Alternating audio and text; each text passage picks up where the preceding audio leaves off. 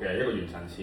咁就時剪頭髮嘅時候咧，你心裏邊都要有個呢一個設計圖喺度嘅。即係我成日講你有個步驟，你唔可以剪一忽跟住剪一忽咁樣嘅。喺個客面前，你未有呢個圖咧，你心裏邊你都要知道個步驟係點樣咯，都要識畫圖。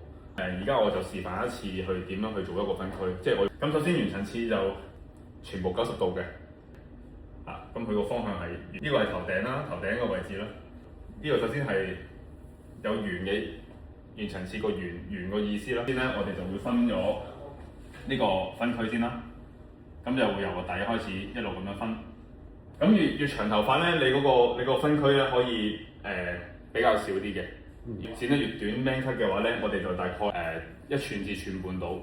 就因為點解咧？你短頭髮嘅話咧，如果你開太大分區嘅話咧，佢分區與分區之間咧嗰個角咧就會比較有明顯有個角喺度咯。今日剪嗰個大概係一個中長度咧，咁中長度我哋大概喺個耳仔，即係耳仔啱啱耳仔呢個位置去做呢個第一層分區，先將佢夾起咗先。轉位嘅前同後分開咗啦，跟住就分到去耳背個位置。咁左右必須要對稱嘅呢度，你都要知道中線喺邊個位置。將呢兩層咧就夾起佢，呢兩邊又夾起佢先。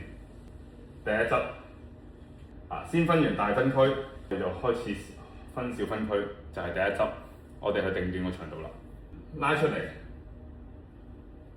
90度角層次，記唔記得？記得。90度角。咁就呢個就係圓層次。點樣去令到去做到呢一個咁嘅效果咧？第二側追翻第一側，第三側追翻第二側，第四側追翻第三側。2追1、3追2、4追3咁樣一路咁樣追。咁每次攞第二側嘅時候咧，你就會攞翻半側嘅第一側出嚟咯。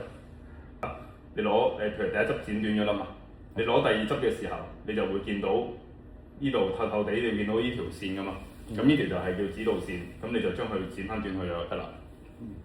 咁跟住就剪短完啫嘛，攞第三側出嚟嘅時候，你又係長過去噶嘛，將佢剪短去。呢個就叫做指導線。每一側咧要清晰見到條指導線，你會見到條頭髮咧，你會見到個頭髮拎出嚟嘅時候咧，你會若隱若現見到呢條線。呢條線就必須要見到呢條線，然之後你就將嗰啲位置剪走佢。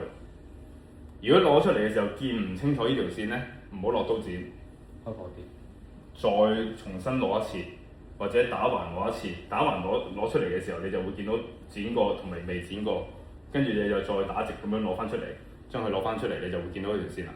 係剪圓層次嘅時候咧，係必須要個企位要不停移動。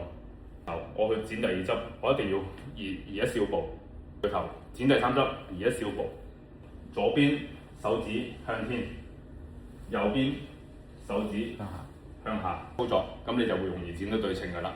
呢邊前一路拉小步，第二側、第三側 ，OK，去到呢邊啦，呢邊第一側、第二側、第三側，一路跟住呢個動作咁樣去做 ，OK。企位嗰度一個小貼士咁樣咯，完成第一層啦 ，OK， 我哋開第二層，跟住就耳仔頂中長度啦，係啦。如果佢好長嘅話，其實可以再開大檔少少闊啲嘅，係啦，一執追一執咁樣去啦。去到呢個位置嘅時候又亦都係90度角啦，即係將佢呢一執去栽翻上去90度角，一路咁樣去伸延上去，全部90度角咁樣上咯。到側邊啦。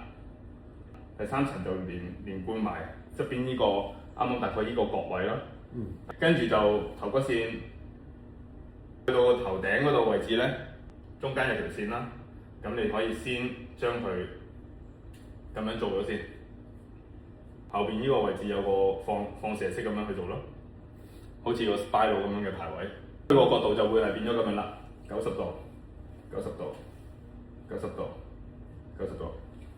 中間咧你就會發覺有個角位嘅，咁好似個 basic layer 咁樣啦，咁樣打橫咁樣拎高去90度角，拎高去90度角，咁拎上嚟咧佢就會變咗，到時中間會有個角噶嘛，咁你就將佢剪咗佢就得啦。咁就會完成咗一個圓形。圓形嘅層次啦。想學多啲剪髮技巧，可以 follow我 IG，記住點讚同埋分享啊！